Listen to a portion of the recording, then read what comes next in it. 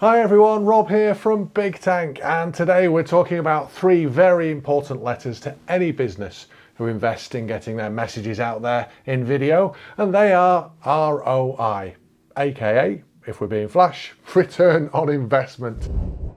Now with any business spend, we always want to know that we're spending wisely, and where we can, we want to ensure every pound that we spend on a business brings value. And video creation is no different. In fact, I'd say it's even more critical to plan your video spend wisely, as it can be a great way to burn through cash and achieve very little if it's not approached in the right way.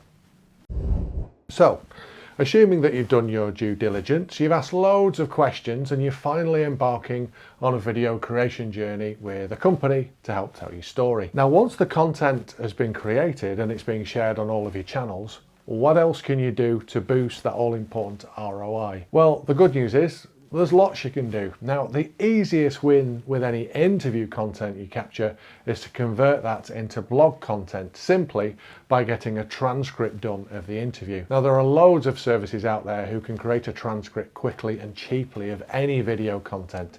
So other than a few typo checks and writing an intro, it's pretty much ready to upload to your blog and any text-based marketing channels that you use to support what you're doing in video. As much as we like to see video as the savior of the modern world, people do still love reading text if it's interesting, relevant content, and they've got a bit more time to invest in reading it. Another essential use of your video content is to take any long form content you've created and break it up into social media snippets. A well created 2-minute explainer film for a company should easily generate enough content for 6 to 8 social snippets that you could use on Instagram or TikTok to help get your brand out there, and vitally to help drive traffic through to the main hero cut of your film. And that's where the transcript we talked about earlier is really useful, as you can quickly pick out the killer lines that will work well as standalone teaser content and then easily find them within the video footage.